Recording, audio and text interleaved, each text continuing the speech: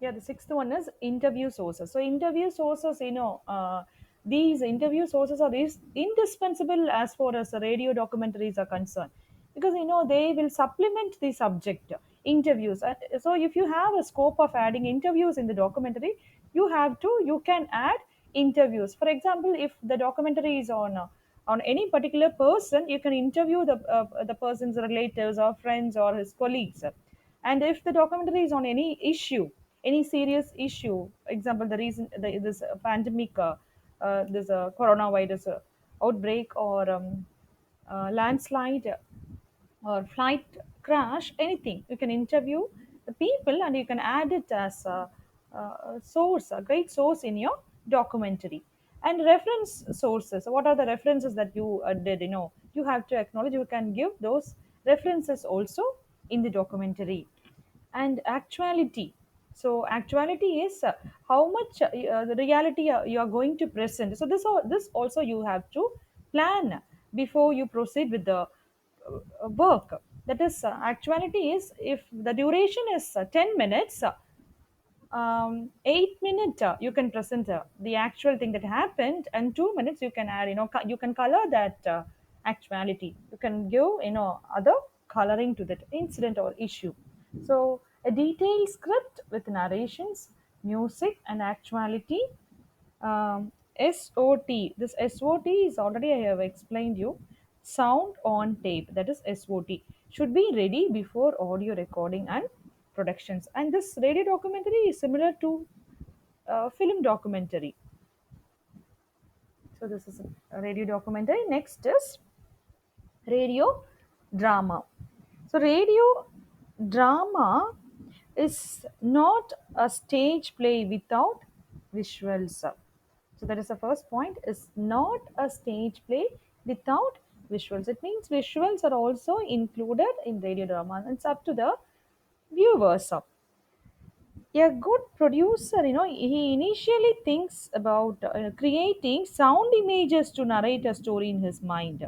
So those were the visuals. So the stage, for example, the lights, the curtains, the people with the makeup and dress, even the properties on stage, everything he has to think, he has to the creator, script writer, he has to plan in his mind.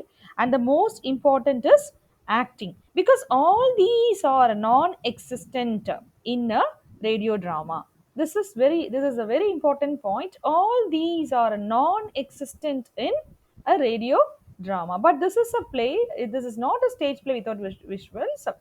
The producer has to think of the stage, the lights, curtains, and the people with makeup and dress, properties on stage, what are the properties that they are going to use on stage, acting, because all these elements are non-existent in radio drama.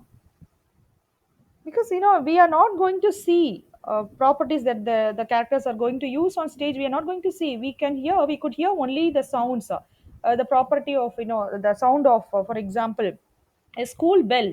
You can't see our audience, I'm sorry, listeners, we can't see the school bell, but we can only hear the sound of the bell. So producer has to think all those properties.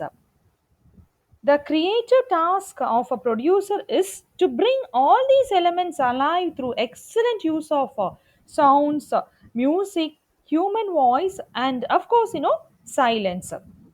So the images, these sounds could evoke in the mind of a listener, can be of any size, or of any shape in an unimaginable space.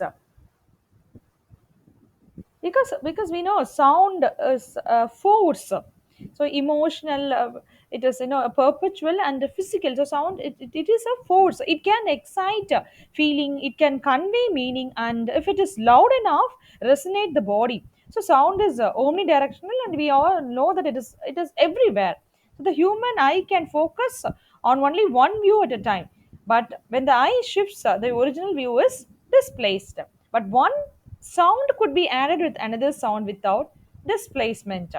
So sound remains a part of environment. It becomes a part of our consciousness only when we perceive